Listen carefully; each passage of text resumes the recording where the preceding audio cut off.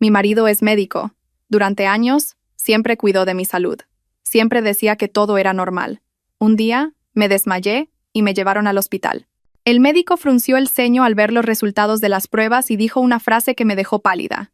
La radiografía estaba colgada en el negatoscopio. Una luz fría y azulada iluminaba el rostro inexpresivo del médico sentado frente a mí. Llevaba unas gafas gruesas y observaba con atención lo que él llamaba un hallazgo anómalo. Ya no podía escuchar más palabras tranquilizadoras y profesionales. Ni mis oídos zumbaban ni me sentía mareada. Simplemente, todo se sentía demasiado claro, cruelmente claro. Señora Elena, estos son los resultados de la biopsia con aguja gruesa que le hicimos ayer, dijo el médico, carraspeando una vez, buscando las palabras más suaves posibles. Los resultados indican células malignas, es decir, un carcinoma ductal infiltrante. Maligno, cáncer.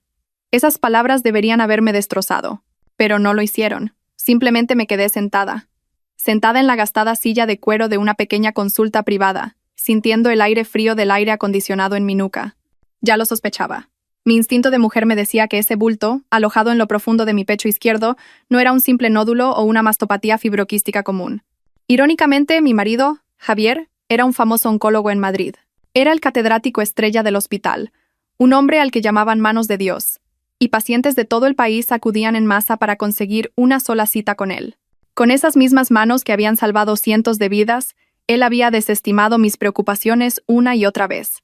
Eres demasiado sensible. Yo soy el experto, ¿entiendes? No es nada. El médico frente a mí, un completo desconocido, estaba diciendo las palabras que mi marido debería haber dicho. Afortunadamente, el momento del descubrimiento se puede considerar una etapa intermedia, pero todavía no hay metástasis a distancia. Elaboraremos un plan de tratamiento de inmediato.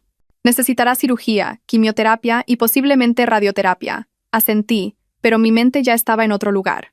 Recordé aquella noche de hacía 3 semanas, la noche en que nuestro hijo Mateo tuvo fiebre alta. Recordé cómo intenté llamar a Javier, pero el teléfono permanecía inquietantemente silencioso. Y recordé su aspecto cuando finalmente llegó a casa, divagando y poniendo excusas.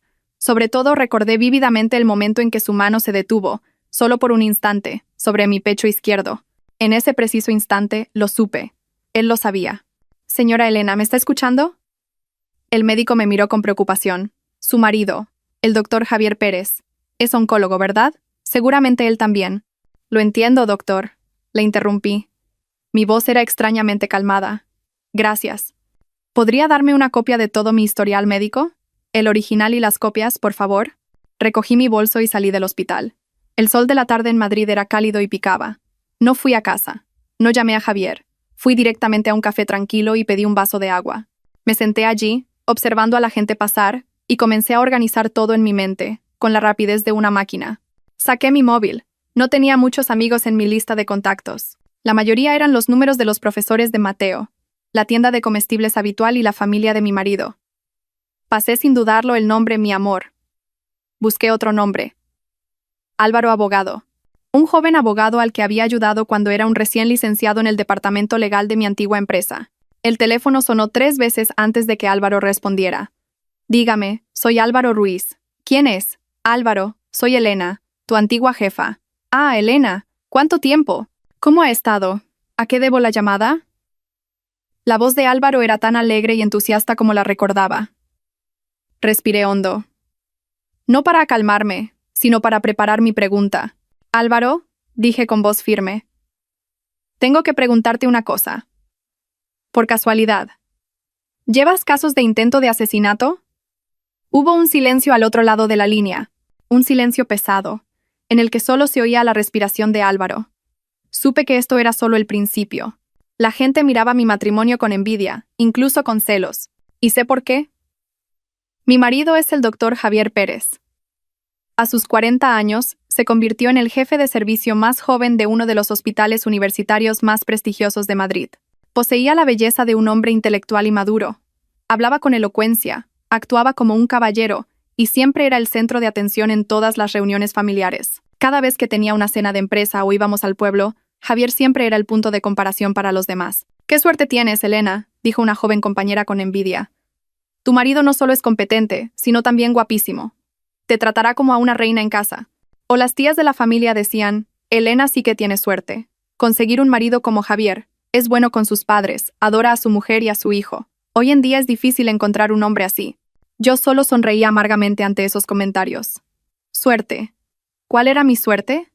Engordé 15 kilos después de dar a luz a Mateo. Mi vientre cubierto de estrías nunca volvería a ser el mismo. Mientras Javier se volvía cada vez más apuesto con sus trajes caros y sus congresos internacionales, yo estaba rodeada de ropa de casa ancha que solo buscaba la comodidad para la lactancia. A veces, al mirarme al espejo, ya no reconocía a aquella joven que se había graduado con excelentes notas y soñaba con su propia carrera.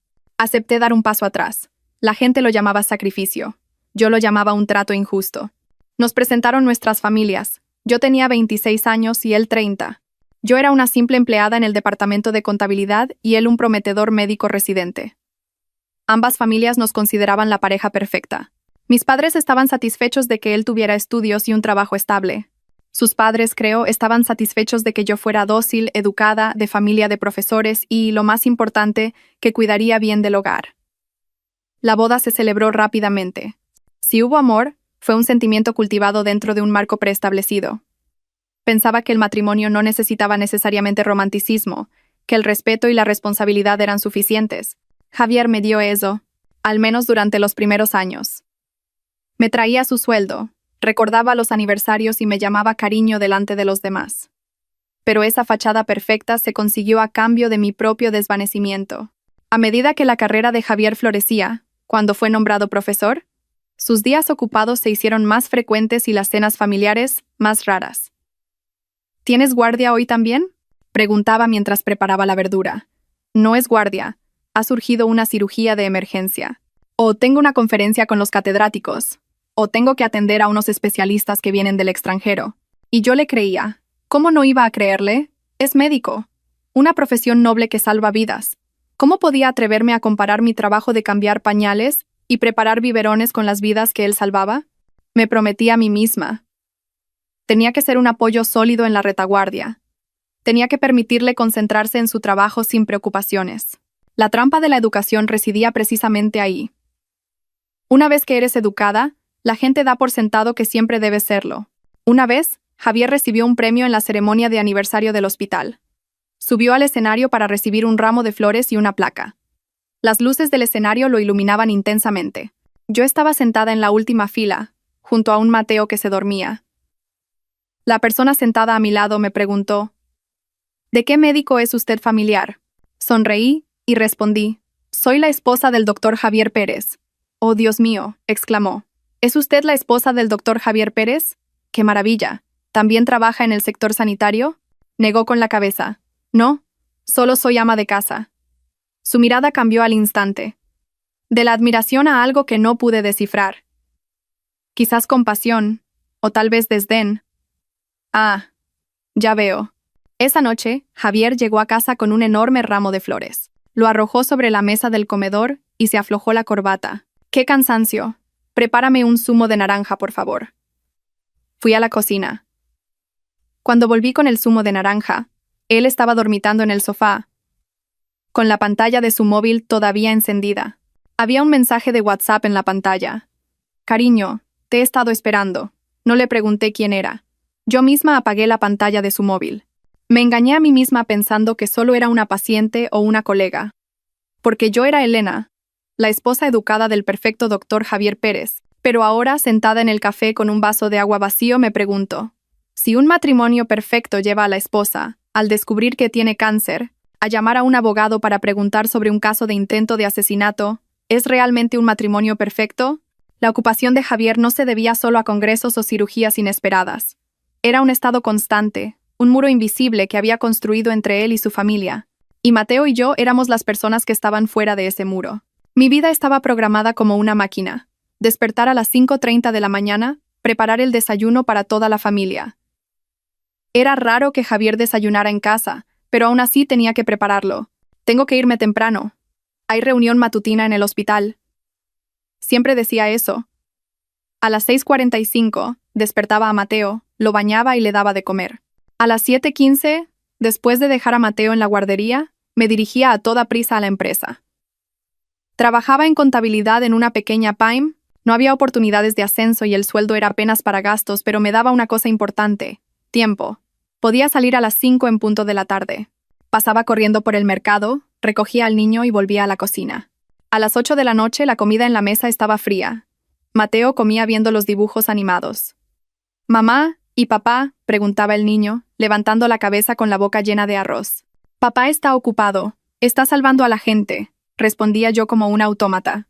Esta respuesta parecía satisfacer al niño. Su padre era un héroe. El niño no sabía que para ser el héroe de otros, su padre estaba ausente en su propia vida. Y entonces llegó la verdadera carga. Mi suegro empezó a enfermar. Fue un ictus leve, pero las secuelas fueron bastante graves. Le costaba caminar y su memoria fallaba. Mi suegra siempre había sido de salud frágil y no tenía fuerzas. Era preocupante dejar a los dos ancianos solos en la casa del pueblo. «¿Qué tal si traemos a tu padre y a tu madre a nuestra casa?», le propuse a Javier. Vivíamos en un piso de 3 habitaciones. De hecho, el piso era un regalo de mis padres. Javier solo había aportado un poco para la reforma. Javier frunció el ceño. Estaba mirando unos papeles. «Encárgate tú. Últimamente estoy muy ocupado. Estoy en medio de la evaluación de un nuevo proyecto de investigación. Haz lo que creas que es mejor». Una vez más, me delegó la responsabilidad. Así que traje a mis suegros. La casa de repente se sintió pequeña. Un olor a hierbas medicinales y a ungüentos se mezclaba en el aire. Se añadió otro ciclo repetitivo a mi vida. Además de hacer la compra y cuidar del niño, tenía que encargarme de la medicación de mi suegro, prepararle comidas dietéticas y darle masajes. Mi suegra era una persona difícil. No le gustó verme lavar la ropa de mi suegro en la lavadora. «Hija, la ropa de tu suegro hay que lavarla a mano para que quede bien limpia. ¿Y la lavas junto con la de Mateo? ¡Qué asco!», le expliqué pacientemente. «Suegra, la he lavado por separado. La ropa del suegro aparte, con un ciclo de hervido para esterilizarla». Me lanzó una mirada fulminante. ¡Qué derroche de electricidad! En nuestros tiempos no había máquinas. Todo se hacía a mano. «Dámela, ya lo hago yo». Pero mientras lo decía, jadeaba. Tuve que volver a sentarla en la silla. «Suegra, descanse. Yo puedo hacerlo». Javier, por supuesto, estaba completamente al margen de todos estos conflictos invisibles. Salía de casa al amanecer y no volvía hasta que sus padres estaban dormidos. En casa, su papel no era más que el de un huésped de lujo. A veces, compraba un set de sopa de marisco y decía: «Prepara esto para padre y madre. No tengo tiempo estos días por la evaluación para el ascenso». Miré la caja de sopa y luego lo miré a él. En ese ascenso había parte de mi sudor, mis lágrimas y mi paciencia.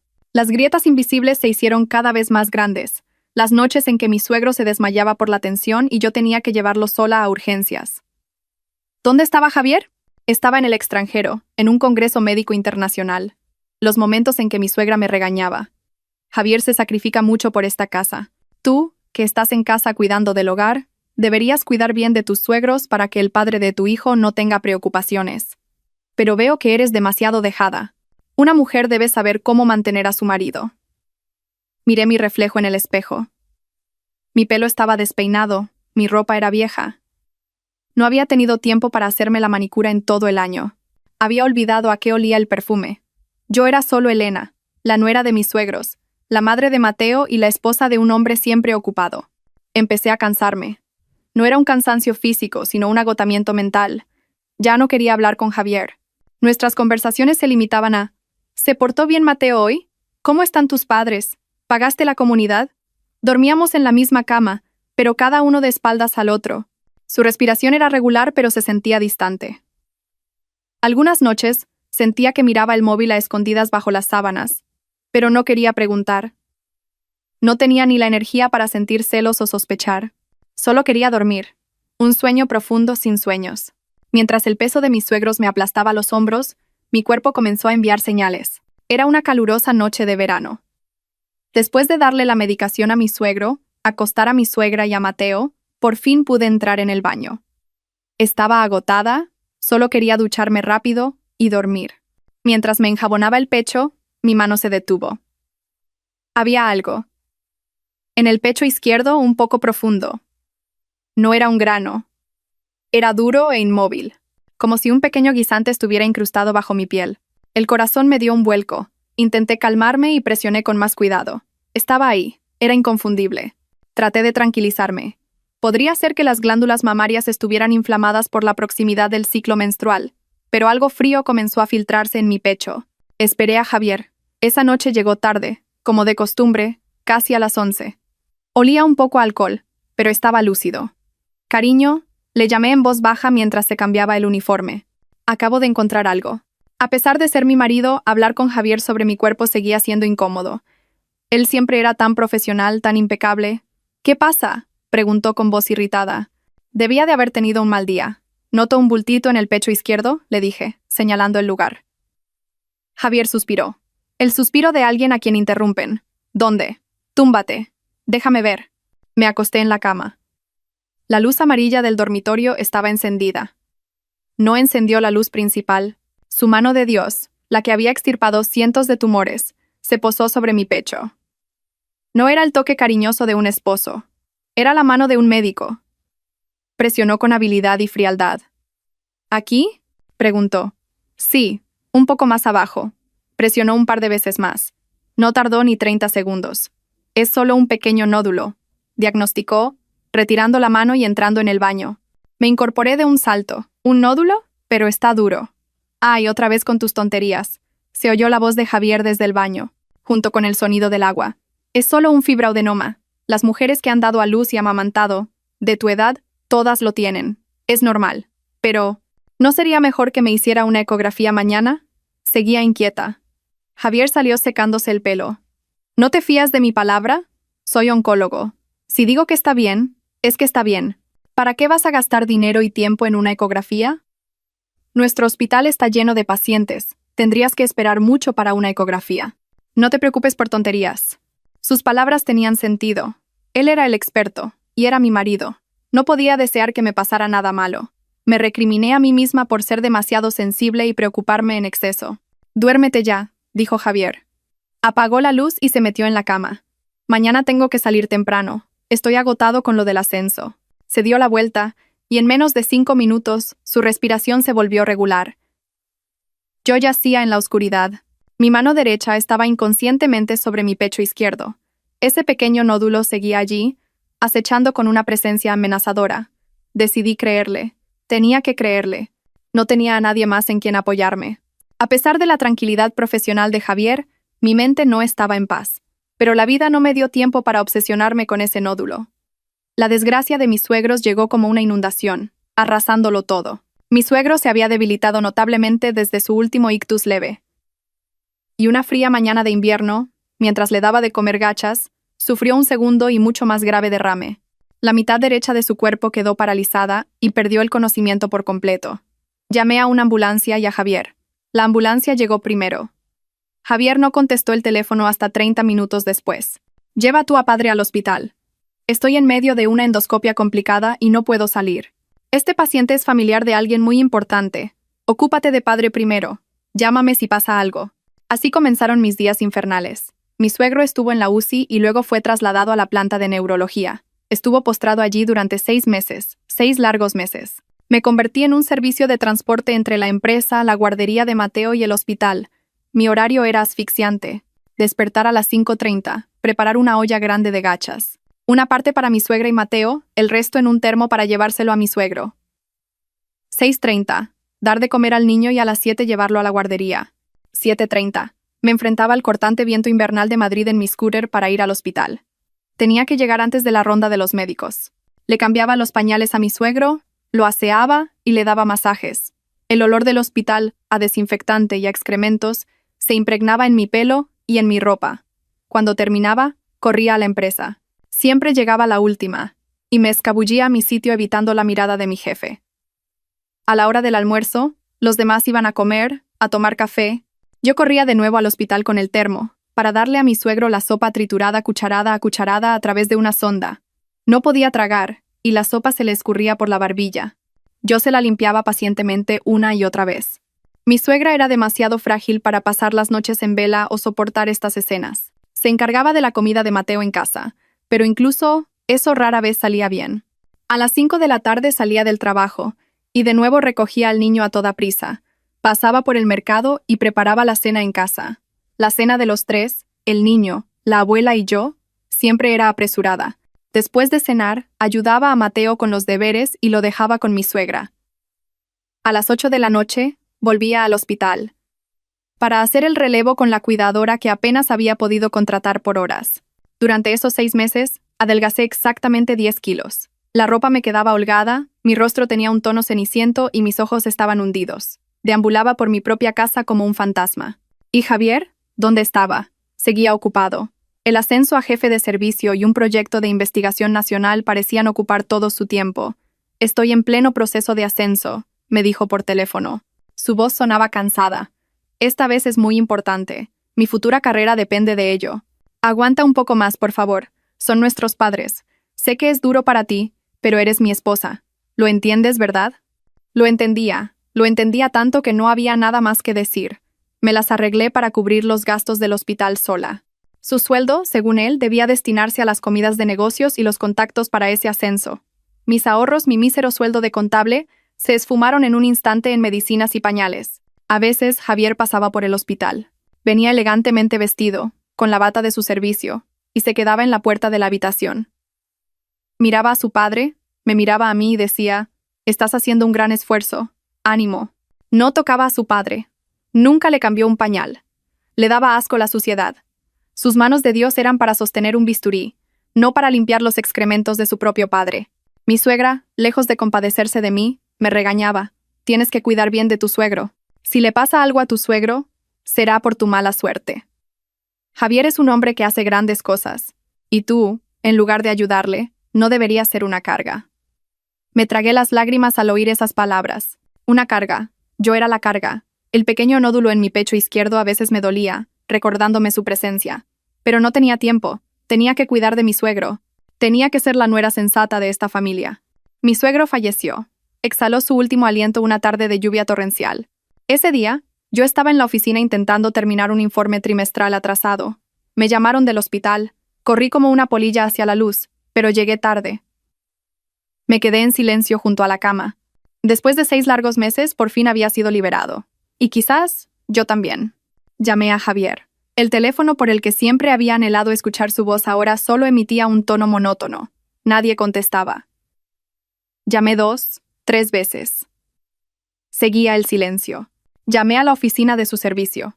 La enfermera de guardia dijo: «Señora, el doctor Javier Pérez está de viaje en el extranjero. Ha ido a un congreso en Boston y no volverá hasta el fin de semana». Boston, un congreso. Su padre había muerto, y él se había ido a un congreso. Sentí que la garganta me ardía. No lloré. Ya no me quedaban lágrimas. Me encargué de todos los trámites sola. Avisé a los parientes del pueblo. Contacté con el tanatorio. Javier regresó. Llegó justo a tiempo para el entierro.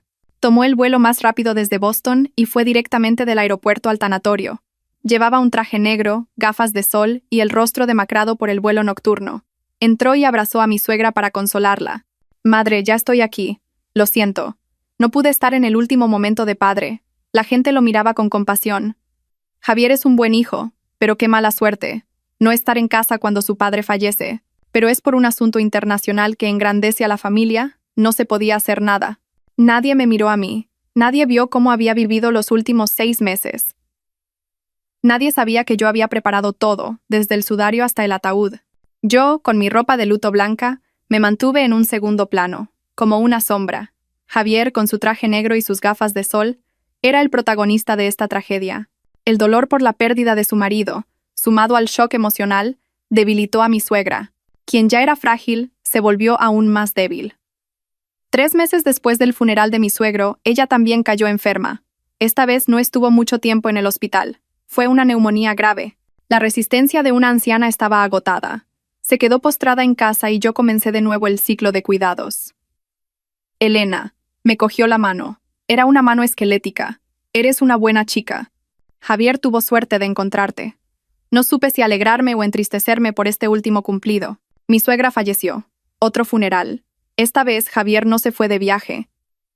Su evaluación para el ascenso había terminado. Había sido nombrado oficialmente jefe de servicio. De nuevo se puso al frente y se encargó de todo. Contrató el mejor servicio funerario, recibió las condolencias y agradeció a los asistentes. La gente volvió a elogiarlo. El doctor Javier Pérez es un verdadero pilar para su familia. A pesar de que sus padres han fallecido uno tras otro, lo gestiona todo a la perfección. Yo volví a quedarme en un segundo plano. Herví agua, serví té, preparé la comida para las ofrendas. Cumplí fielmente el papel de esposa y nuera que la sociedad esperaba. Después de 2 funerales, nuestros ahorros se agotaron. El dinero de las condolencias, según Javier, tuvo que usarse para pagar las deudas que había contraído para los gastos de representación de su puesto de jefe. No pregunté más. Estaba demasiado cansada. Cuando volví a la oficina después de mis permisos por los funerales y los cuidados, mi jefa me llamó. Elena, dijo, mirándome con una expresión de disculpa. Conozco bien tu situación. Has pasado por mucho. Pero como sabes, el trabajo de contabilidad requiere concentración y continuidad. Apenas has estado en la oficina en el último año. Supe lo que iba a decir. El puesto de jefa de contabilidad. La empresa ha decidido dárselo a Isabel. Tú tienes más experiencia, pero sinceramente, tu contribución este año ha sido casi nula. Has tomado demasiados permisos. Asentí. Sí, lo entiendo. Perdí mi oportunidad de ascenso, la oportunidad que había estado esperando durante 3 años. Sacrifiqué mi carrera, mi tiempo y mi salud para cumplir el papel de una nuera devota, y ahora lo había perdido todo. Salí del despacho de mi jefa y miré por la ventana. El cielo de Madrid era gris. Justo en ese momento, mi pecho izquierdo volvió a doler.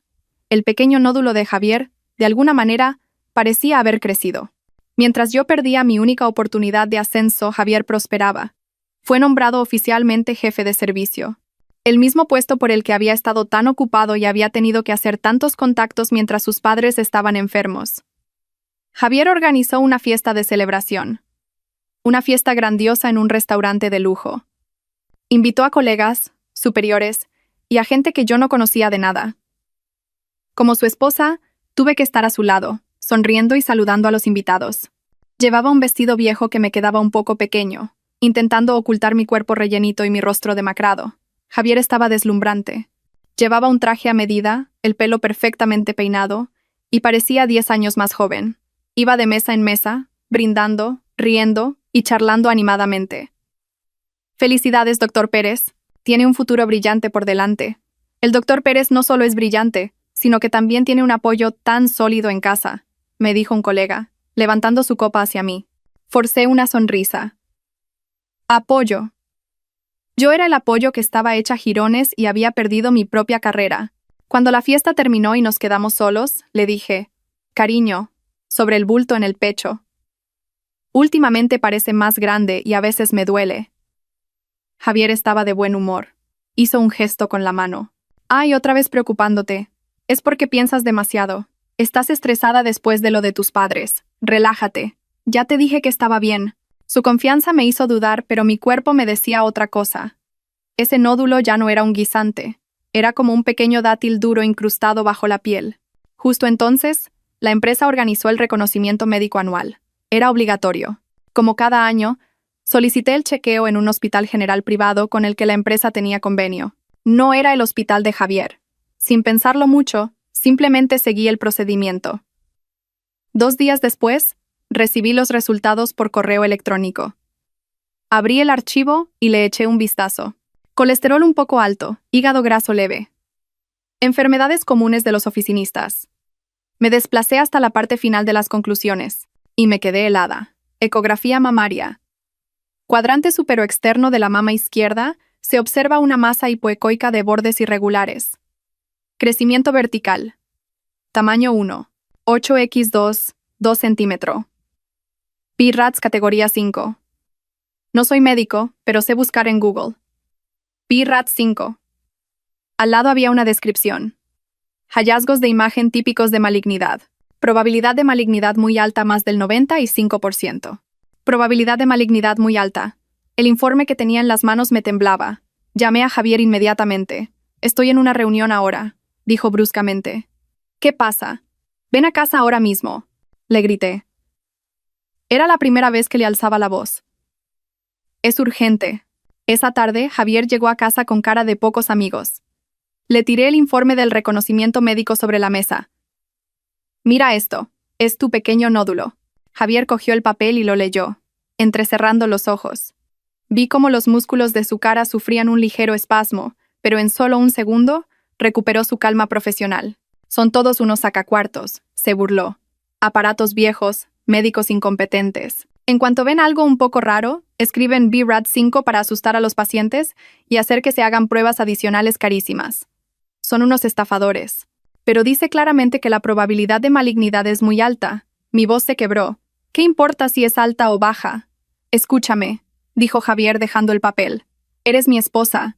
Si no me preocupo yo por ti, ¿quién lo hará? Mañana pide el día libre en la empresa. Ven a nuestro hospital.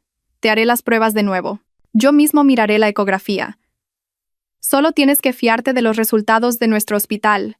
Sus palabras fueron como un sedante. Sí, él es mi marido, el mejor especialista. ¿Cómo se va a comparar un hospital privado con un hospital universitario? Al día siguiente, fui al hospital de Javier. Me llevó por la puerta de atrás, sin número, sin tiempo de espera. Me llevó a la mejor sala de ecografías de su servicio. Túmbate, dijo con voz suave. Él mismo corrió las cortinas, apagó las luces, dejando solo la tenue luz del monitor. Él mismo me aplicó el gel frío en el pecho. Me quedé tumbada, mirando al techo, escuchando el sonido del clic del ratón. Javier movió el transductor de la ecografía durante mucho más tiempo de lo habitual. En la pantalla pasaban imágenes en blanco y negro que no podía entender. Ya ves, dijo finalmente. ¿Qué te dije? Mi corazón dio un vuelco. Mira esto, señaló la pantalla. Bordes lisos, crecimiento horizontal, sin signos de infiltración. Es solo una mastopatía fibroquística, un fibroadenoma. Benigno. Es benigno. Suspiré aliviada. Sí, te daré el informe. BRAD3. Lesión con alta probabilidad de ser benigna. Probabilidad de malignidad inferior al 2%. Solo necesitas un seguimiento cada 6 meses. Pero, en ese hospital. Ese hospital es una chapuza, me interrumpió Javier limpiándome el gel del pecho con firmeza. ¿Acaso saben hacer ecografías? Tú, fíate de mí, o te fías de ellos. Me fío de ti, cariño, susurré. Pero, ¿no deberíamos hacer una biopsia para estar seguros? Javier me miró. Una mirada extraña, inexplicable. ¿Te gusta el dolor? Se rió de repente.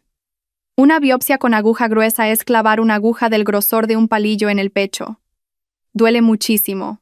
También hay riesgo de hematomas o infección. Tus resultados son claramente benignos. ¿Para qué vas a gastar dinero y a meterte una enfermedad en el cuerpo? Se levantó y encendió la luz. Escúchame, no te preocupes por nada. Ve a casa, come bien, duerme bien. No te estreses. Yo te haré un control cada 6 meses. Me volví a vestir. El miedo de ayer había desaparecido, reemplazado por un alivio infinito. ¿Cómo había podido dudar de él? Fui una ingrata. Él, a pesar de estar tan ocupado, se había preocupado por mi sensibilidad innecesaria.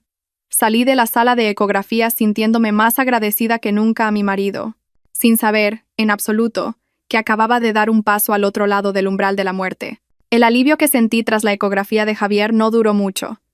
No porque dudara de él, sino porque ocurrió otro incidente.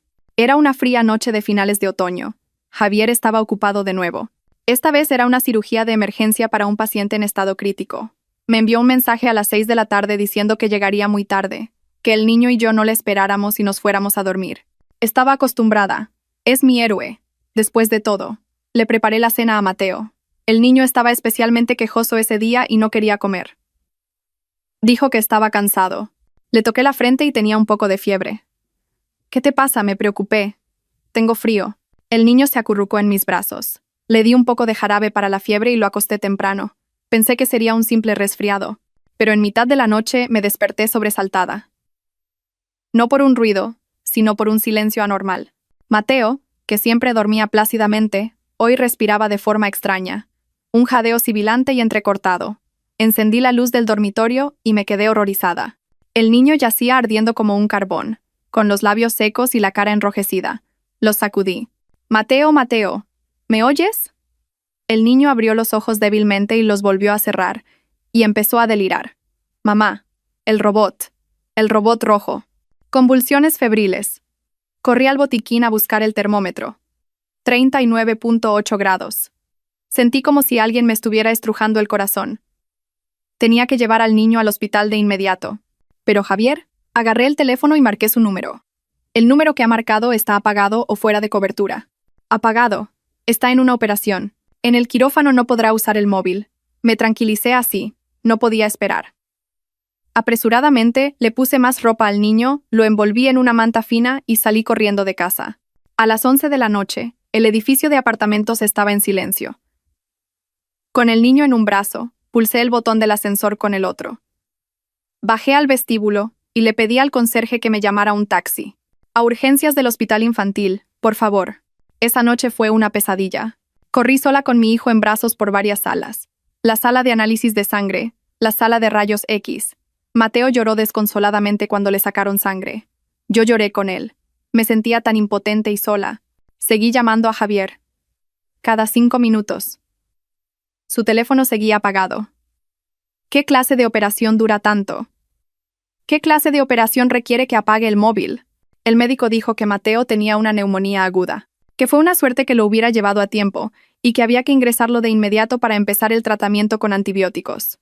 A las 3 de la madrugada, Mateo por fin se estabilizó en una cama de hospital. Tenía una vía intravenosa en su pequeño brazo. Se durmió agotado. Yo me senté a su lado. Exhausta. Volví a sacar el móvil. Seguía la misma voz mecánica. Empecé a sentir que algo no iba bien. ¿Apagar completamente el teléfono durante una operación? Un cirujano siempre debe tener el móvil en un modo especial en caso de emergencia. Al menos debe poder contactar con las enfermeras. Marqué otro número. El número de teléfono fijo de la oficina de oncología donde trabajaba Javier. Una enfermera con voz somnolienta contestó. Sí, oncología. Hola. Intenté mantener la voz lo más calmada posible. El doctor Javier Pérez. ¿Sigue por el servicio? Soy su esposa. ¿El doctor Javier Pérez? La enfermera se extrañó. ¿Quién va a estar en el servicio a estas horas? El doctor Pérez no tiene guardia esta noche. No, balbuceé. Es que me dijo que tenía una cirugía de emergencia, que estaba operando desde la tarde. ¿Una cirugía? Bostezó la enfermera. ¿Qué cirugía? Llevo aquí desde la tarde y no ha habido ninguna operación así. El doctor Pérez se fue a las 5:30 en punto. Lo vi coger las llaves del coche e ir al aparcamiento. Dijo que tenía un compromiso importante y que no podía cenar con nosotros. Se fue a las 5:30. Colgué el teléfono. Mis manos estaban más frías que el aire de la noche de otoño en el pasillo del hospital. Estaba sentada en el pasillo del hospital infantil, aturdida.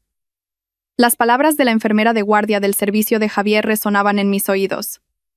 Se fue a las 5:30 en punto, pero él me había enviado un mensaje a las 6 diciendo que tenía una cirugía de emergencia. Una mentira descarada y cruel. Mientras su hijo deliraba con fiebre alta, ¿dónde estaba él? ¿Por qué mintió? Un compromiso importante. ¿Qué compromiso era más importante que la cirugía que había inventado? Un compromiso tan importante que tuvo que apagar el móvil durante toda la noche. La ira comenzó a subir. Una ira que superaba el cansancio y el miedo. Pero pronto reprimí ese sentimiento. No podía derrumbarme. Mi hijo estaba aquí. A las 4 de la madrugada decidí volver a casa. La enfermera cuidaría de Mateo. Tenía que coger más ropa y cosas para el niño. Y lo más importante, tenía que averiguar cuál era ese compromiso importante de Javier. Cogí un taxi a casa. La casa estaba terriblemente silenciosa. Giré la llave y abrí la puerta. El salón estaba a oscuras. Entré en el dormitorio. Javier estaba en casa. Estaba durmiendo, profundamente dormido en nuestra cama, como un muerto. Su uniforme de trabajo estaba tirado de cualquier manera en una silla, y su móvil se cargaba en la mesita de noche. Llevaba bastante tiempo en casa. Había llegado, se había duchado, había puesto a cargar el móvil y se había acostado. Mientras su hijo y yo luchábamos por nuestras vidas en el hospital, me quedé allí mirándolo. Sentí que algo dentro de mí se rompía en 1000 pedazos. No lo desperté, no le grité. Simplemente fui en silencio al baño y abrí el grifo. Necesitaba lavarme la cara, necesitaba despejarme. El sonido del agua despertó a Javier. Salió adormilado, con el pelo revuelto. ¿Has llegado? Bostezó. ¿Terminó la operación? Ah, todavía recordaba su obra de teatro. ¿Creía que era yo la que había estado operando? No he sido yo, mi voz estaba ronca. Mateo tiene neumonía aguda con fiebre alta.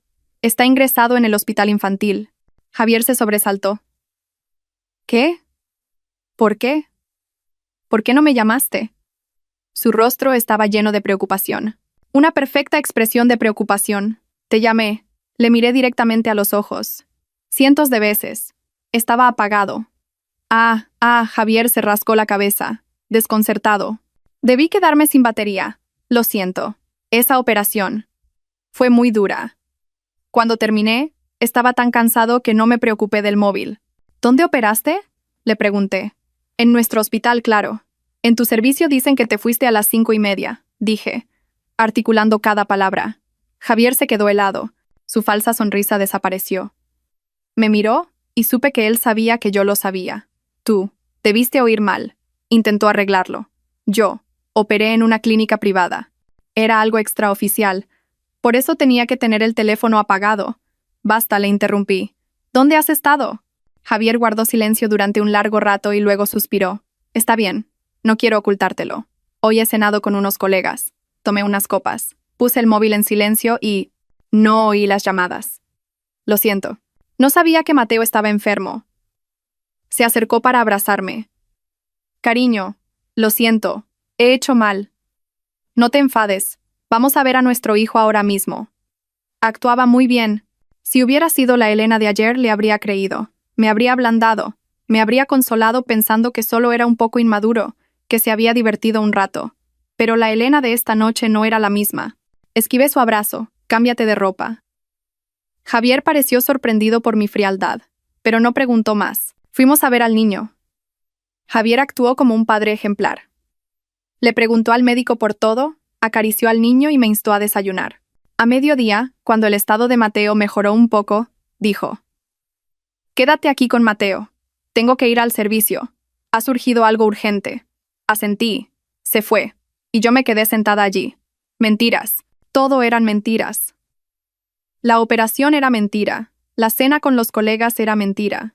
Alguien que cena con colegas no apaga el móvil y llega a casa impecable como si viniera de lejos. Y de repente, recordé un detalle.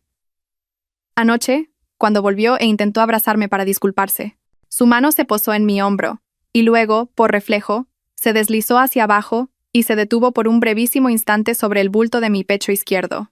Solo un segundo. Un contacto muy ligero antes de retirarla inmediatamente. No fue un contacto cariñoso ni casual. Fue un toque de control. Como un granjero que palpa a un cerdo para ver si ha engordado lo suficiente para el matadero. Un escalofrío me recorrió la espalda. No, no puede ser. ¿En qué estoy pensando? Es mi marido, el padre de mi hijo. Pero ese pequeño nódulo que él dijo que era benigno seguía ahí, y estaba creciendo. Desde aquella noche en que Mateo estuvo ingresado, algo entre Javier y yo se rompió para siempre. No más reproches, ni preguntas sobre cómo estábamos. Yo cuidaba del niño en el hospital. Él iba a trabajar. Éramos como dos extraños viviendo bajo el mismo techo, intercambiando solo información básica sobre nuestro hijo. Y una semana después de que Mateo recibiera el alta, apareció ella. Recibí un mensaje de WhatsApp de un número desconocido. Hola, Elena. Soy Lucía. Soy amiga de Javier. ¿Podríamos tomar un café? Tengo algo que decirte. Lucía. El nombre me sonaba. Una vez, había investigado el Facebook de Javier muy a fondo, revisando publicaciones de hacía más de 10 años. Una mujer que sonreía alegremente junto a un Javier universitario. Su primer amor, su gran amor perdido, del que los amigos de Javier a veces bromeaban. Nunca le di importancia. Todo el mundo tiene un amor de juventud. Amiga de Javier. Respondí con cautela. De acuerdo, nos vemos en el Café X. Bien, te esperaré allí. Era decidida, segura de sí misma, y no me dio opción a negarme. La curiosidad y un mal presentimiento me llevaron allí. Quería saber si el compromiso importante de Javier la noche en que mi hijo enfermó tenía que ver con esta amiga. Me puse un viejo vestido de oficina y me recogí el pelo de cualquier manera. Cuando llegué al café, ella ya estaba allí, sentada junto a la ventana. En el momento en que vi a Lucía, entendí por qué la llamaban su gran amor perdido. Era hermosa. Una belleza pura y sofisticada. Llevaba un vestido de seda color crema, su pelo tenía unas ondas suaves, y su maquillaje era tan sutil que parecía no llevarlo. Su aura, la de una mujer amada que vive para sí misma, me golpeó directamente en los ojos. Era mi polo opuesto. Yo era Elena, la ama de casa gorda y desaliñada, con el pelo revuelto por el cansancio de cuidar a un niño enfermo. Ella era Lucía, deslumbrante y elegante. Lucía me sonrió al verme. Una sonrisa muy suave. Hola, Elena. Soy Lucía. Siéntate. Me senté frente a ella. He pedido un zumo de naranja para ti. Sin azúcar. Javier me dijo que últimamente estás a dieta. Un ataque preventivo rápido, conciso y preciso. Javier. Él le había hablado de mi dieta. Gracias. Con agua es suficiente, respondí, manteniendo la voz lo más serena posible. He vuelto de Estados Unidos hace poco, comenzó Lucía sin dudarlo. Hace poco más de un año. Javier y yo hemos vuelto a estar en contacto. Guardé silencio. La dejé hablar. No sé cuánto sabes de Javier y de mí, pero antes nos quisimos mucho. ¿Y eso qué tiene que ver conmigo? Le pregunté. Lucía sonrió. Seguía haciendo una sonrisa suave, pero su mirada era afilada. Tiene que ver. Porque él nunca dejó de quererme, ni siquiera después de casarse contigo. Apreté las manos bajo la mesa. ¿Sabes una cosa? Lucía bebió un sorbo de su té. Tu Javier es un romántico. En la universidad, cuando me puse enferma, saltó el muro de la residencia de chicas a altas horas de la noche para traerme un plato de caldo caliente. De repente recordé que en 10 años de matrimonio, Javier nunca me había cocinado ni una sola vez. Y él, continuó Lucía con ojos soñadores, escribió mi nombre con velas en el campo de deportes. Dijo que yo era la luz de su vida.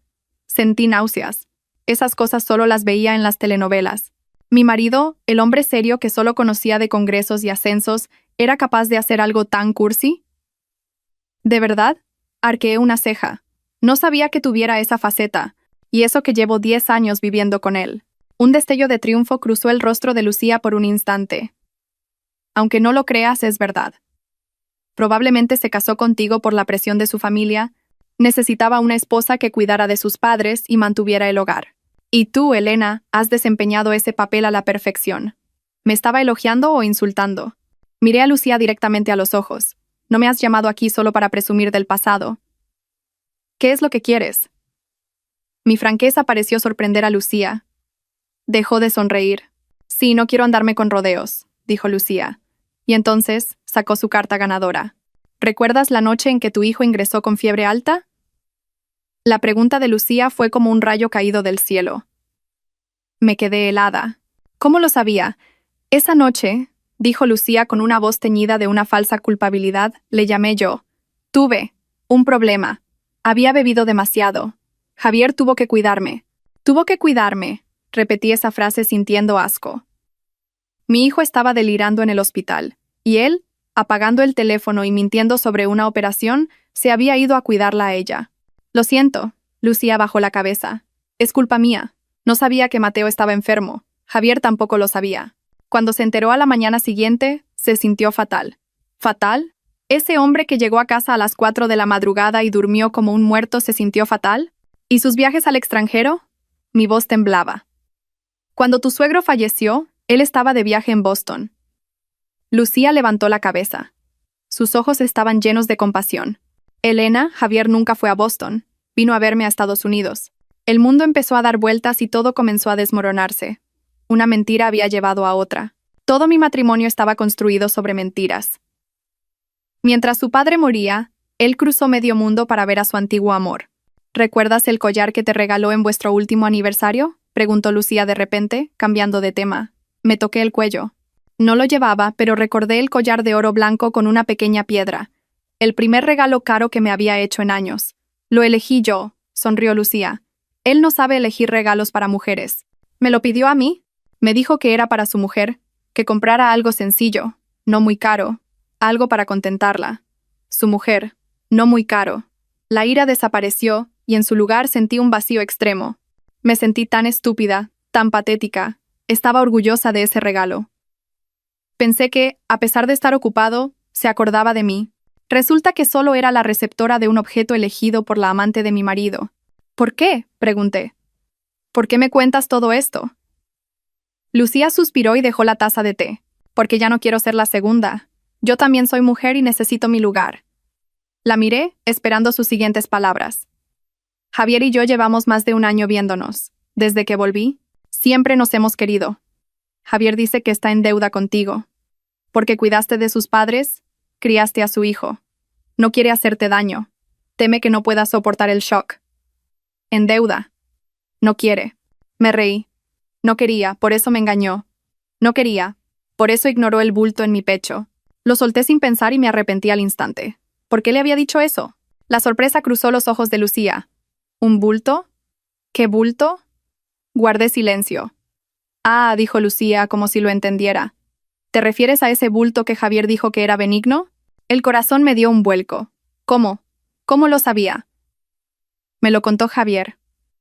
Lucía se encogió de hombros. Dijo que te preocupabas por nada, que lo había revisado bien y que era un simple fibroadenoma, y se rió. Dijo que últimamente te habías vuelto una vieja paranoica. Una vieja paranoica. Mi marido, el oncólogo, había convertido mi enfermedad en un chiste para contarle a su amante. Me levanté de un salto. No podía seguir sentada allí ni un segundo más. ¿A dónde vas? Lucía me miró. Todavía con esa expresión serena. Aún no he terminado. No tengo nada que hablar contigo. Siéntate, Elena. La voz de Lucía se volvió repentinamente firme. Será mejor que escuches hasta el final. Nuestro futuro, el tuyo y el mío, está en juego. No sé qué fuerza me hizo volver a sentarme. Quizás fue la curiosidad de quien se encuentra en un callejón sin salida. Quería saber hasta dónde podía llegar su crueldad. Me dejé caer en la silla. De acuerdo. Habla. Lucía sonrió satisfecha. Volvió a su actitud suave. Javier y yo ya lo hemos hablado. Queremos estar juntos. Quiero darle a Javier una familia de verdad. Está demasiado cansado de fingir contigo. ¿Una familia de verdad? Pregunté. ¿Y qué somos Mateo y yo? Tú y Mateo sois el pasado. Y la responsabilidad, dijo Lucía sin dudarlo. Y yo soy su futuro. Solo quiero una familia. Quiero que mi hijo tenga un padre. ¿Tu hijo? Miré el vientre plano de Lucía. No lo entendía. No estoy embarazada, dijo Lucía, como si leyera mis pensamientos. Quiero decir que quiero tener un hijo con Javier, y mi hijo debe tener un padre desde que nace. Así que quieres que me divorcie. Es lo mejor para todos. Asintió Lucía. Si te vas, Javier no te dejará ir con las manos vacías. Me lo ha dicho. Te dará una buena compensación económica. ¿Compensación? Me reí para mis adentros. ¿Con qué me iba a compensar? ¿Con sus mentiras? Dinero, dijo Lucía. Te dará dinero. Mucho dinero. Suficiente para que tú y tu hijo viváis cómodamente. Así ya no tendrás que hacer ese aburrido trabajo de contabilidad. Hablaba de mi vida como si estuviera negociando una mercancía. Mira. Lucía se inclinó hacia mí bajando la voz. Mírate a ti misma. Ya no eres joven, estás gorda, desaliñada. ¿Crees que sin Javier podrás encontrar a alguien mejor? Pero Javier es jefe de servicio, un profesional. Necesita una esposa que esté a su altura cuando vaya a eventos sociales. Tú no puedes serlo. Yo sí. Tenía razón. Cada una de sus palabras era como un puñal en mi corazón. Pero ya no me dolía. Simplemente, todo se había vuelto claro. Guardé silencio por un momento. Miré a Lucía, la observé detenidamente. Desde su caro vestido de seda hasta el fino reloj de su muñeca. Era perfecta. ¿Has terminado?, le pregunté. Lucía se sorprendió. Esperaba que yo gritara, que la agarrara del pelo, o al menos que me derrumbara. Pero no lo hice. ¿Qué? ¿Quieres decir? Quiero decir, ¿has terminado de hablar? Sí. Creo que sí. Espero que lo pienses bien. Esta será la mejor oferta para ti. De acuerdo. Ahora es mi turno. Dije, sorprendida de lo calmada que podía sonar mi propia voz. Saqué mi móvil, lo puse sobre la mesa y activé la grabadora. Primero dije, gracias por contarme todo esto. Vuestro pasado romántico, la historia del collar, lo de los viajes al extranjero. Todo ha sido muy útil. El rostro de Lucía comenzó a endurecerse. Segundo, ¿dices que Javier me dará una compensación? Me reí. ¿Sabes que el piso en el que vivimos es un bien privativo mío? Me lo compraron mis padres, y él solo aportó un poco de dinero para reformar la cocina. Los ojos de Lucía se abrieron como platos. ¿Qué? Javier dijo que era su casa. Te ha vuelto a mentir. Me encogí de hombros. Como me mintió a mí. Es un mentiroso patológico. Tercero, continué, sin darle tiempo a asimilarlo. Dices que es jefe de servicio y un profesional. Pero, ¿sabes que todo el dinero que ha ganado se ha ido en los gastos de los funerales de sus padres y en los costes de representación para ese puesto? Ah, y en los billetes de avión para ir a verte a Estados Unidos. Nuestros ahorros, que en realidad eran mi dinero, ya se han agotado. Ahora mismo no tiene nada. No. No puede ser. Lucía comenzó a entrar en pánico. Y por último, concluí. Dices que quieres una familia, un lugar. Me has pedido que me vaya. Pero, ¿con qué derecho? ¿Con el derecho de un amante que destruye el hogar de otra persona? Javier y yo nos queremos de verdad, gritó Lucía perdiendo la compostura. Nos queremos de verdad. Me levanté y cogí mi móvil. ¿Sabes lo que estaba haciendo antes de que llegaras? Estaba escuchando esta misma grabación. Pulsé el botón de reproducción. La voz de Lucía resonó en el tranquilo café. Porque ya no quiero ser la segunda. Te dará una buena compensación económica. Estás gorda, desaliñada. Yo soy su futuro. Lucía, pálida como un fantasma, intentó arrebatarme el móvil. No lo hagas, gruñí. Tengo muchas copias. He grabado toda nuestra conversación, desde que presumías de que saltaba el muro de la residencia hasta que me pediste que me fuera. Gracias por proporcionarme la prueba perfecta de vuestro adulterio. Lucía se desplomó en la silla, desolada. Adiós, dije, guardando el móvil en mi bolso. Señorita gran amor perdido, espero que tengas un futuro brillante con un hombre sin un duro, mentiroso patológico y que acaba de ser pillado por su mujer. Me di la vuelta y me fui, dejando atrás una cara pálida y un té frío. Al salir del café, por primera vez en años, sentí que ya no era una sombra. El viento de la tarde soplaba con fuerza, pero no sentía frío. Me sentía ligera, como si me hubiera quitado un peso de 1000 kilos de encima. No fui directamente a casa, me dirigí directamente al despacho del abogado, Álvaro. Álvaro me vio y escuchó el archivo de audio que le envié por WhatsApp. Era joven, pero su mirada era aguda. Elena, dijo Álvaro con voz seria, esto es una prueba de adulterio clarísima. Esa tal Lucía lo ha confesado todo ella misma. ¿Iniciamos el proceso de divorcio de inmediato? Asentí. Sí. Pero eso no es todo. Álvaro, por favor, envía este archivo de audio a mi marido ahora mismo. Álvaro se sorprendió un poco, pero hizo lo que le pedí. Escribió un breve correo electrónico, adjuntó el archivo de voz y lo envió a la dirección de correo del trabajo de Javier. Me senté en el despacho de Álvaro y esperé. En menos de 5 minutos mi teléfono sonó. Era Javier. Miré a Álvaro y él asintió. Puse el altavoz y contesté. ¿Dónde estás? La voz de Javier ya no era la del jefe de servicio amable y caballeroso. Era un gruñido. ¿Qué demonios has hecho? ¿Te atreves a grabar a Lucía? ¿Quieres arruinarme la vida? Dejé que gritara. Ven a casa ahora mismo. Tenemos que hablar. No hay nada que hablar, respondí. Mi voz era extrañamente calmada. Tú lo has oído todo, y yo también. Elena, gritó. Esto es ilegal. Puedo denunciarte por atentar contra la intimidad. Miré a Álvaro. El joven abogado sonrió y negó con la cabeza. Javier, dije. Por primera vez en 10 años, lo llamé por su nombre. No cariño ni amor. Nos vamos a divorciar. Hubo un silencio al otro lado de la línea.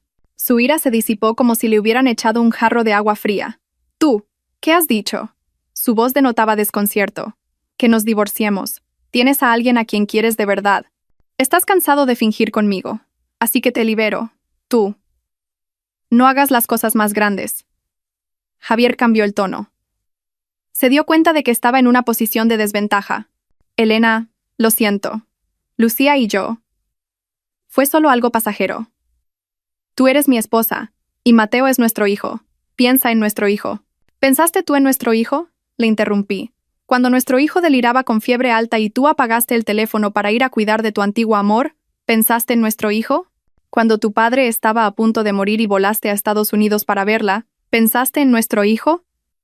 Javier titubeó. No necesito tus excusas. No quiero oírlas, dije con firmeza. No tenemos bienes. La casa es mía. Los ahorros se gastaron en cuidar de tus padres. No tienes nada, como le dijiste a Lucía. ¿Con qué derecho me vas a dar una compensación? Elena, no seas tan cruel. El cruel no soy yo. Divorcio. Si estás de acuerdo, lo haremos de mutuo acuerdo y de forma limpia. Si no, iré a juicio con esta grabación. Piénsalo. ¿Qué pasaría si un respetado jefe de oncología fuera demandado por su esposa por adulterio y relación extramatrimonial? Hubo un largo silencio. Sabía que había tocado su punto más débil. No el amor, ni la familia, sino el honor y la carrera que había conseguido a base de sacrificarlo todo. Está bien, gruñó. Si eso es lo que quieres, así será. Divorciémonos. Colgó. Apagué el teléfono y suspiré profundamente. Se acabó. 10 años de matrimonio decididos en una llamada de 3 minutos. De repente recordé el día de nuestra boda. Una boda que siguió un guión preestablecido. Yo, la contable dócil y educada de 26 años. Él, el prometedor residente de 30. Nos presentaron como la pareja perfecta. Mis padres estaban satisfechos de que su hija se casara con un médico. Sus padres estaban satisfechos de tener una nuera que cuidaría bien del hogar. No teníamos el amor apasionado del que hablaba Lucía. Teníamos respeto. O al menos eso creía yo. Pensaba que la responsabilidad era suficiente en un matrimonio. Me convertí en una sombra en la retaguardia para que él pudiera brillar. Pensaba que mi sacrificio valía la pena. Resulta que todo era una comedia, y yo era el payaso más tonto de la función. La razón por la que pude mantener la calma al enfrentarme a Lucía y al hablar con Javier no fue porque fuera sobrehumanamente fuerte. Fue porque la Elena de ese día no era la misma Elena de un mes antes. Mi cambio comenzó esa noche en el hospital, sola, con Mateo delirando de fiebre en mis brazos, sentada en el frío y blanco pasillo, viendo a mi pequeño hijo luchar por respirar, mientras el teléfono de mi marido estaba apagado. Me di cuenta. No podía depender de nadie. El hombre al que llamaba mi marido, el hombre por el que había sacrificado mi juventud y mi carrera por su familia, no estaba a mi lado cuando más lo necesitaba. Ese hecho fue más cruel que su infidelidad. La infidelidad puede ser por deseo, pero abandonar a tu propio hijo y a tu esposa en una situación de vida o muerte es crueldad hasta la médula. Desde esa noche, mientras Mateo aún estaba en el hospital, comencé mi propia revolución. Ya no preparaba cenas elaboradas para alguien que no volvería. Pedía comida a domicilio. Cocinaba platos sencillos que nos gustaban a mí y a mi hijo. Ya no usaba ropa de casa ancha. Tiré a la basura toda la ropa vieja y gastada. Pedí por internet algunas prendas no muy caras, pero que me sentaban bien y eran elegantes. Me apunté a un curso de ejercicio online. Cada noche, cuando Mateo se dormía, extendía la esterilla de yoga en medio del salón y hacía ejercicio. Hacía ejercicio como una loca, sudando a mares, pero mi mente se sentía más ligera. No estaba adelgazando para gustarle a nadie. Hacía ejercicio para estar sana, para deshacerme de la ira y la decepción. Empecé a aprender a maquillarme. Vi videos sobre cómo delinear los ojos y aplicar el pintalabios. Me di cuenta de que mi rostro, antes demacrado e hinchado, cambiaba por completo con un poco de pintalabios. Empecé a cocinar para mí. Preparaba mis platos favoritos. Me preparaba una infusión y en lugar de pasar la noche limpiando la cocina, me sentaba en el balcón a leer un libro. Javier notó estos cambios, pero no le importó, demasiado ocupado con sus asuntos importantes. Quizás incluso se alegró. Ya no le regañaba. Le dejaba en paz. «Últimamente estás un poco rara», me dijo una vez, despreocupadamente, mientras me veía ponerme pintalabios antes de ir a trabajar. «¿Qué tiene de raro?», le pregunté sin mirarlo. «Has cambiado. Te arreglas». «Me arreglo para mí», respondí. «No puedo vivir siempre desaliñada». Se encogió de hombros y se fue a trabajar sin decir nada más. Fue este cambio interior el que me dio la fuerza. Cuando Lucía apareció con aire de vencedora, se equivocó. Pensó que yo seguía siendo Elena, la ama de casa gorda y desaliñada que dependía de su marido. No sabía que se estaba enfrentando a una Elena renacida. Ya no sentía celos porque ya no lo amaba. No sentía dolor porque veía claramente quién era él. Solo sentía asco y una extraña calma para reunir pruebas. El móvil con la grabadora encendida no fue un acto impulsivo. Fue una preparación. Sabía que este día llegaría. La razón por la que pude mantener la calma en mi enfrentamiento con Lucía fue porque ya no consideraba a Javier el centro de mi mundo. Ahora solo era un hombre terrible que tenía que eliminar de mi vida. Lo antes posible. La decisión del divorcio estaba tomada. El abogado Álvaro estaba preparando los papeles. Desde esa llamada, Javier guardó silencio. No volvió a casa. Probablemente fue corriendo a buscar consuelo en su gran amor perdido. No me importaba.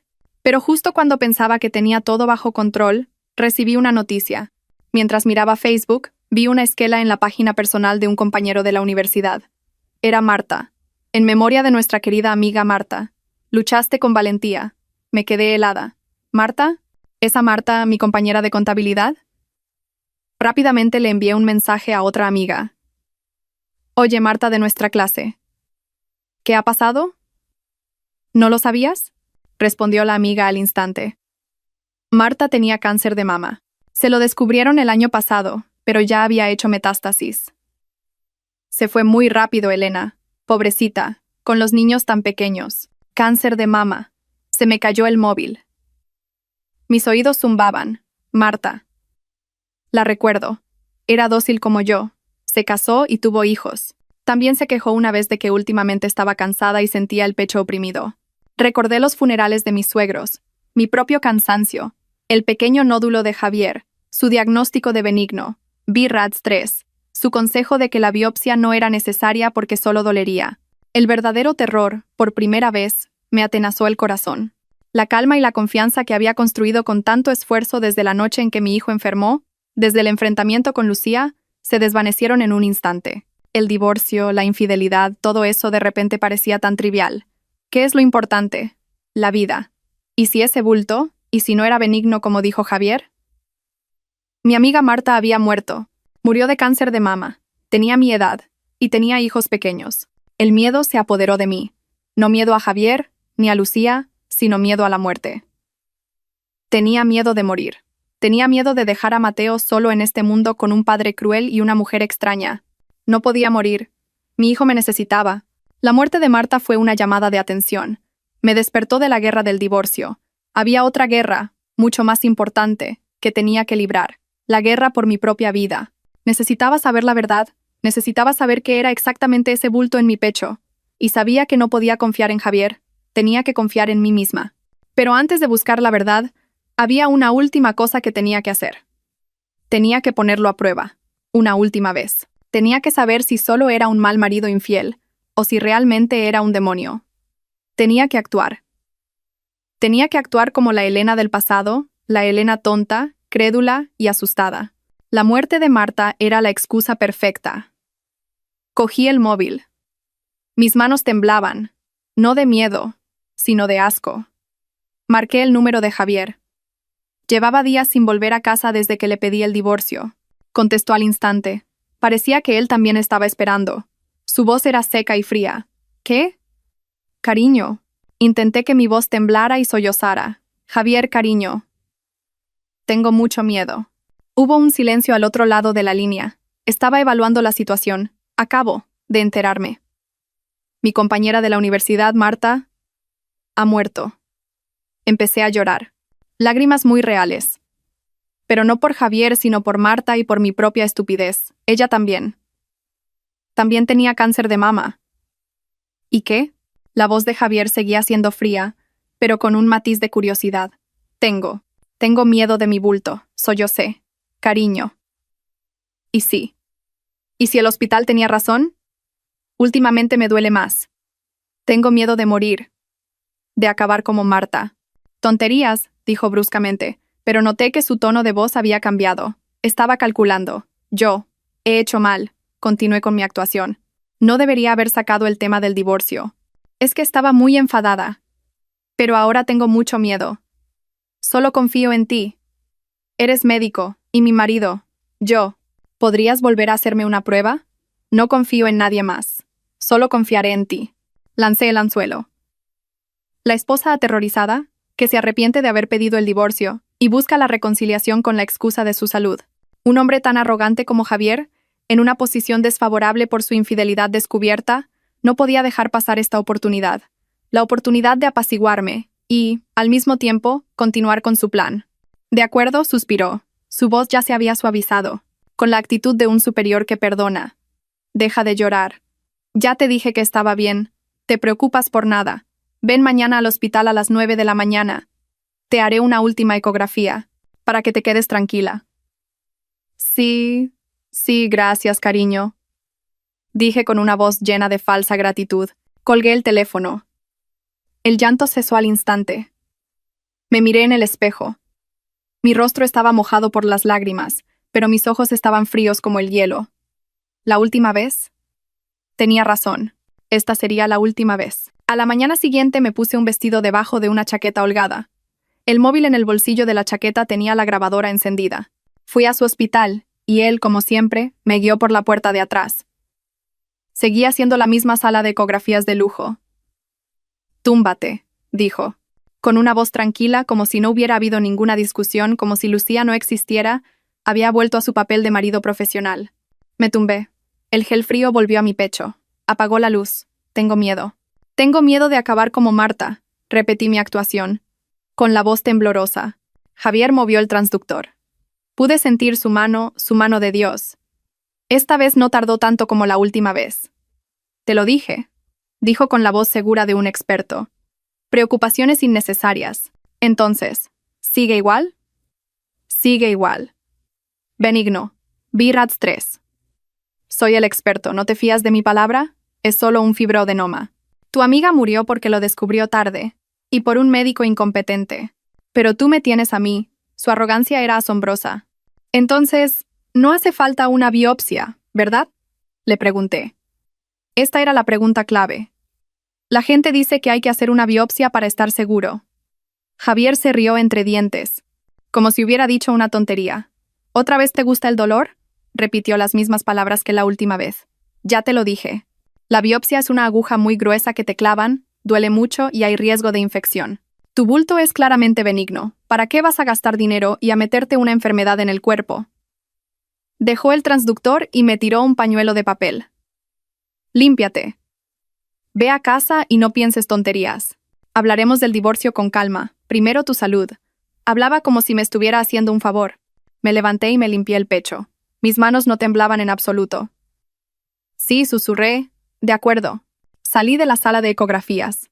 El móvil en el bolsillo de la chaqueta estaba caliente. Había conseguido lo que necesitaba.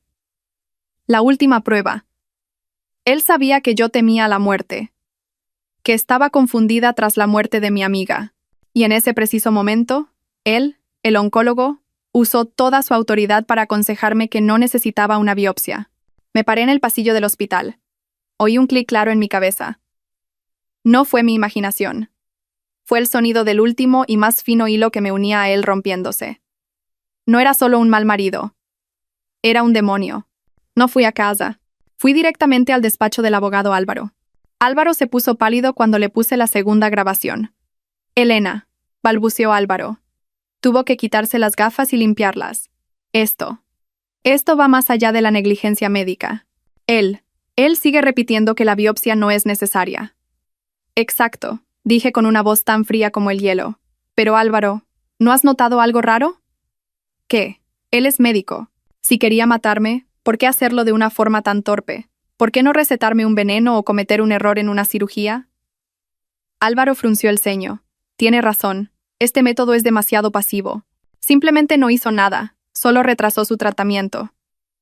En un juicio podría alegar que fue un error de juicio profesional. Sería muy difícil acusarlo de intento de asesinato con dolo. Entonces dije: tenemos que encontrar un móvil. Un móvil lo suficientemente fuerte como para que un médico traicione el juramento hipocrático. ¿Un móvil?, murmuró Álvaro. ¿El amor por esa tal Lucía? Pero como usted dice, él no tiene un duro. ¿Qué ganaría casándose con ella y abandonándola a usted? No, no es el amor, dije. Es el dinero. Tiene que ser el dinero. Y en ese preciso instante, un vago recuerdo cruzó mi mente. Una tarde hace mucho tiempo, justo después de que naciera Mateo, Javier llegó a casa con un grueso fajo de papeles. Firma aquí, dijo. He contratado un seguro de vida para toda la familia. Es por tu futuro y el del niño. Por si a mí me pasara algo. Me conmovió mucho. Firmé sin leer. Yo, la contable que manejaba números meticulosamente todos los días, había firmado el documento financiero más importante de mi vida sin pensar. Álvaro, le cogí la mano. Un seguro. Un seguro de vida. Álvaro se quedó helado. Elena, no me diga qué. Tengo que ir a casa ahora mismo. Tengo que encontrar ese contrato. Salí corriendo del despacho de Álvaro y cogí un taxi hacia el apartamento. Por favor, que Javier siguiera con Lucía. La casa estaba vacía. Corrí directamente al estudio. Allí había una pequeña caja fuerte que nunca había tocado. La contraseña era el cumpleaños de Mateo. Abrí la caja fuerte. Dentro estaban las escrituras de la casa a mi nombre, libretas de ahorro vacías y un archivo de color azul oscuro. Contrato de seguro de vida B-Life. Lo abrí con manos temblorosas. El contrato original. Asegurado, Javier Pérez. Beneficiarios, esposa Elena, hijo Mateo Pérez. Capital por fallecimiento, 1 millón de euros. No era esto. Tenía que haber algo más. Busqué por todo el archivo y finalmente lo encontré. Un anexo de modificación de contrato intercalado.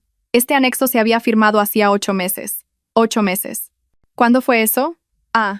Justo después de que descubriera el bulto por primera vez.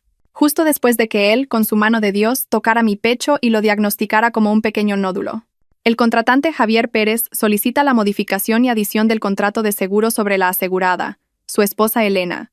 Pasé a la siguiente página. Modificaciones. Aumento del capital por fallecimiento de la asegurada Elena por enfermedad. Y entonces apareció la cifra. 5 millones de euros. Beneficiario único. Esposo Javier Pérez. Me desplomé en el suelo. El fajo de papeles se desparramó.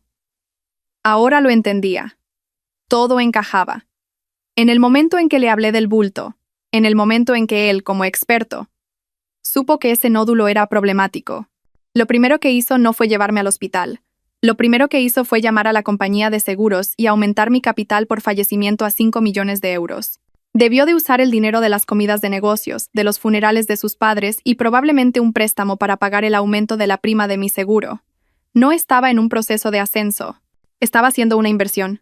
Solo después de eso, me hizo la ecografía con calma. Y cuando los resultados de BRADS 5 de la empresa arruinaron sus planes, tuvo que usar su autoridad para encubrirlo como un BRADS 3, benigno. No quería que yo muriera demasiado pronto. Necesitaba tiempo para que el contrato de seguro entrara en vigor y pasara el periodo de carencia. Pero tampoco podía dejar que me tratara. Quería que yo muriera naturalmente, de una enfermedad, de cáncer de mama. Una muerte que nadie sospecharía. Una muerte que le daría 5 millones de euros. Lucía, el amor. Todo eran excusas. Necesitaba 5 millones de euros para empezar una nueva vida con su amante joven y hermosa, después de deshacerse de su esposa vieja y gorda. El compromiso importante la noche en que mi hijo enfermó, el viaje al extranjero cuando su padre murió. Todo el dinero se usó para este plan perfecto. Ya no lloré. Solo sentí un frío que me calaba hasta los huesos, un frío más aterrador que la muerte. El hombre que había dormido a mi lado durante 10 años había estado esperando pacientemente a que yo muriera, como un agricultor espera a que madure el arroz. No podía quedarme en esta casa ni un segundo más. No era un hogar. Era una trampa que Javier había tendido, una sala de espera hacia la muerte. Llamé a Mateo. El niño estaba en casa de mi hermana mientras yo resolvía el divorcio. Mateo, ¿te estás portando bien?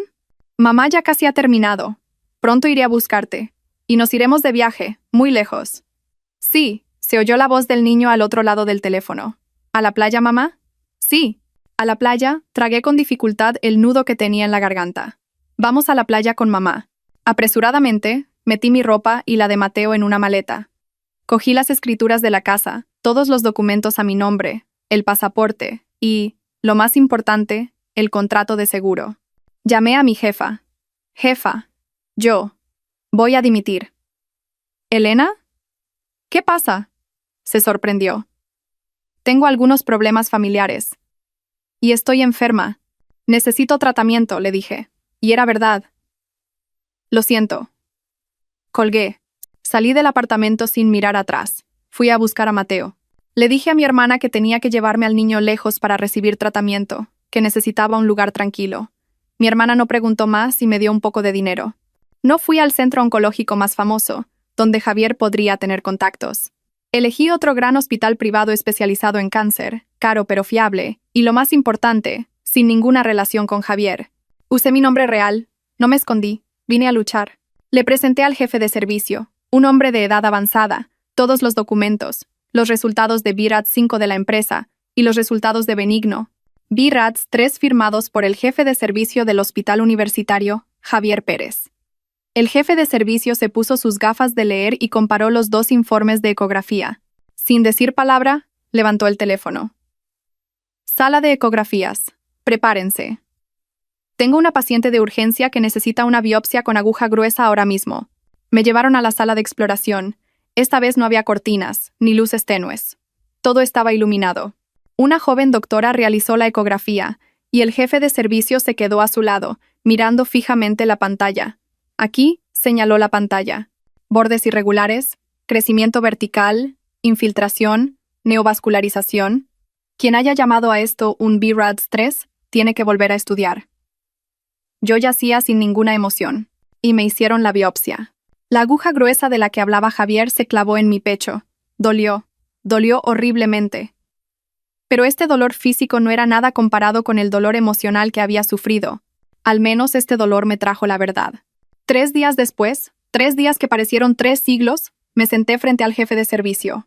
Elena, dijo lentamente, han llegado los resultados de la biopsia. Es un carcinoma ductal infiltrante. El estadio se estima en un 2B.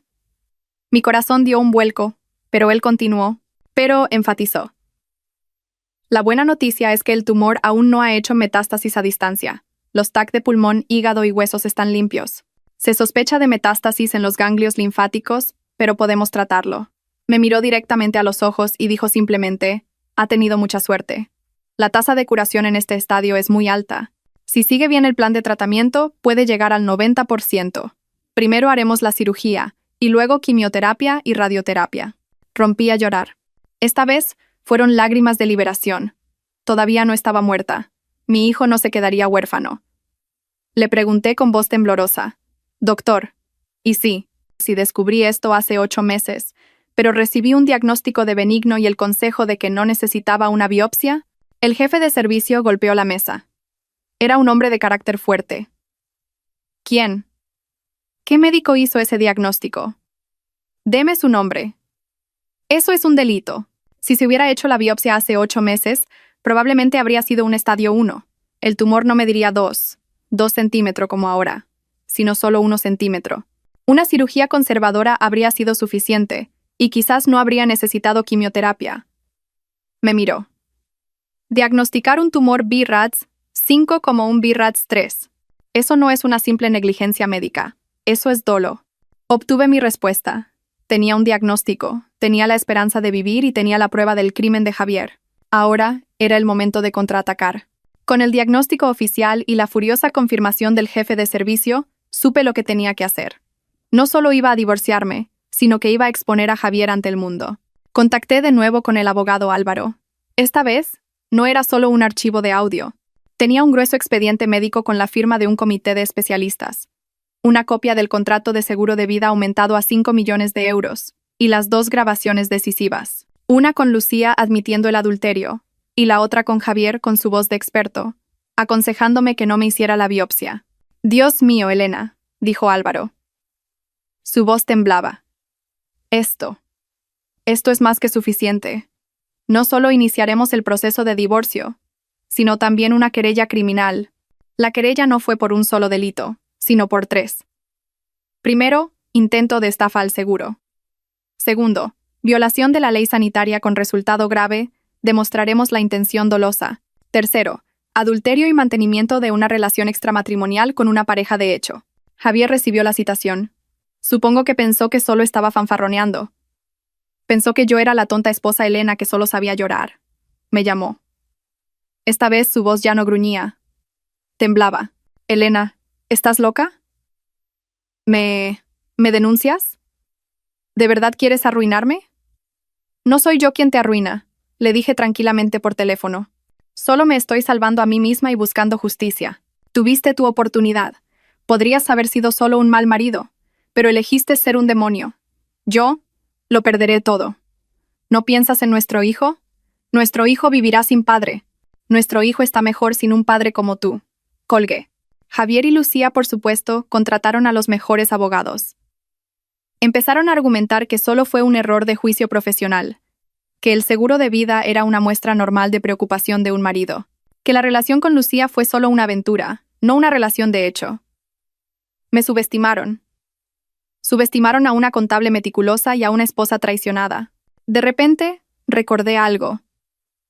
Hacía más de un año, cuando empecé a sospechar que algo raro pasaba con los frecuentes viajes de Javier, hice algo que pensé que era una locura. Instalé en secreto un pequeño localizador GPS de larga duración bajo su coche. Lo hice con la esperanza de conseguir pruebas de una infidelidad, pero luego mis suegros se enfermaron, y estaba tan agotada que me olvidé por completo de su existencia. Abrí la aplicación en mi móvil. La aplicación que había escondido en lo más profundo de una carpeta. Seguía funcionando. Había estado pagando la cuota anual. Y apareció el historial. No era solo un registro de idas y venidas a hoteles. Era un horario fijo. Todos los días, Javier salía del trabajo a las 5:30 y no venía a casa. Conducía hasta un lujoso apartamento en las afueras, y se quedaba allí. Cada noche, ese punto verde se iba a las 6 de la mañana siguiente para ir al hospital. La noche en que mi hijo tuvo fiebre, él estaba allí. La noche en que su padre estaba a punto de morir, él también estaba allí. Incluso antes de volar a Estados Unidos para ver a Lucía. Le di esta dirección a Álvaro. Averigua quién vive en este apartamento y qué hay allí. Una semana después, Álvaro volvió a llamar. Elena, agárrese fuerte. Dime. El apartamento está alquilado a nombre de esa tal Lucía. ¿Y sabe qué he descubierto? Según los vecinos, no vive sola. Vive con un niño de poco más de un año. Más de un año. Hice un cálculo rápido. Lucía llevaba más de un año de vuelta. Javier, sentí que la garganta me ardía. Javier y ella tuvieron un hijo. Sí, así es, Elena, dijo Álvaro. Esta es la prueba definitiva de una relación de hecho y de un delito de estupro. No solo fue infiel, sino que formó una segunda familia. Mi último contraataque fue financiero. Javier, a través de sus abogados, comenzó a exigir la división de bienes. Alegó que, aunque la casa estaba a mi nombre, él había pagado gran parte de la reforma. Exigía la mitad. Yo solo me reí. Como contable, lo guardaba todo. Presenté un grueso fajo de recibos. Los gastos hospitalarios de 6 meses de mi suegro. Los costes de la cuidadora de mi suegro. Las medicinas. Los gastos del funeral de mi suegro. Los gastos del funeral de mi suegra. El valor de las sopas de marisco y los tónicos que trajo como regalos. Señoría, dije, todo este dinero se gastó de nuestros ahorros comunes, y la mayor parte provenía de mi sueldo. El sueldo del señor Pérez, como él mismo dijo, se destinó a comidas de negocios y a su puesto de jefe. No me opongo, solo quiero señalar que, si hubo algún bien común, se utilizó todo para sus padres, e incluso tuve que añadir dinero de mi bolsillo. No solo no tiene nada, sino que me debe dinero. Javier, sentado en el banquillo de los acusados, se puso pálido. Nunca imaginó que su desaliñada esposa contable hubiera guardado todos los recibos. El juicio causó un gran revuelo. Un eminente jefe de oncología, un experto médico de primer nivel, acusado por su esposa de delitos terribles. Al principio la prensa fue cauta, pero a medida que las pruebas irrefutables se acumulaban, empezaron a informar. El caso se hizo viral. El hospital de Javier, incapaz de soportar la presión de la opinión pública y de las autoridades sanitarias, decidió suspenderle inmediatamente de su cargo, hasta que hubiera una sentencia judicial. Sus orgullosos amigos y colegas, todos aquellos a los que había agasajado con dinero, se distanciaron de él. Temían verse implicados. ¿Qué no sería capaz de hacer un médico que intentó matar a su esposa por una estafa al seguro? La carrera que Javier había construido vendiendo hasta su conciencia se derrumbó en un solo día. Fue socialmente aniquilado. Se celebró el juicio, y todo quedó más claro que el agua. La grabación de mi conversación con Lucía. La grabación de Javier aconsejándome que no me hiciera la biopsia. La copia del contrato de seguro de vida de 5 millones de euros. El historial del GPS. El certificado de nacimiento del hijo de Javier y Lucía. Y el grueso fajo de recibos de los gastos de los funerales que había acumulado. El abogado de Javier ya no tenía nada que rebatir. Todos sus esfuerzos de defensa resultaron ridículos ante la montaña de pruebas lógicas y masivas. Javier ya no tenía un aspecto elegante en el tribunal. Estaba demacrado, con el pelo canoso. Se volvió para mirarme. Sus ojos no contenían arrepentimiento, sino odio. Odiaba que yo no hubiera muerto naturalmente. El tribunal dictó sentencia. Se declara al acusado Javier Pérez culpable de un delito de intento de estafa al seguro con un móvil y un método especialmente crueles y planificados, y de un delito de adulterio y mantenimiento de una relación de hecho, con el nacimiento de un hijo extramatrimonial. El tribunal también recomendó a las autoridades sanitarias una investigación adicional por violación de la ley sanitaria con dolo. En conjunto, fue condenado a 12 años de prisión. Lucía, como cómplice del delito de adulterio, pero gracias a haber confesado todo con la esperanza de una reducción de la pena, fue condenada a 1 año de prisión con suspensión de la ejecución. La justicia por fin se había hecho. Salí del tribunal. El sol era deslumbrante. No estaba feliz, solo aliviada. Por fin todo había terminado. Al día siguiente ingresé en el hospital, con mi maleta y Mateo. El niño se quedaría con mi hermana mientras me operaban. El jefe de servicio, el hombre de edad avanzada, me operó él mismo. La operación fue un éxito. Se extirpó el tumor y se diseccionaron los ganglios linfáticos. Después vino la quimioterapia. Mi pelo empezó a caer. Ya estaba preparada mentalmente. Me rapé la cabeza. Mateo me vio. Al principio se asustó un poco, pero luego sonrió. Mamá, pareces un monje de Viaje al Oeste. Yo también sonreí. Sí. Mamá es un monje. Ahora voy en busca de las escrituras sagradas. Las escrituras de la vida. Ya no era Elena, la ama de casa gorda y desaliñada. Estaba delgada pero sana. Ya no era la sombra de nadie. Era Elena, una mujer que había cruzado el umbral de la muerte, que había eliminado un tumor maligno de su cuerpo y un tumor dañino de su vida. Me senté en la habitación del hospital y miré por la ventana. La primavera estaba llegando. Los brotes estaban naciendo. El futuro para mí y para mi hijo aún tendría muchas dificultades, pero ahora era brillante, una luz deslumbrante y llena de esperanza que había superado la adversidad.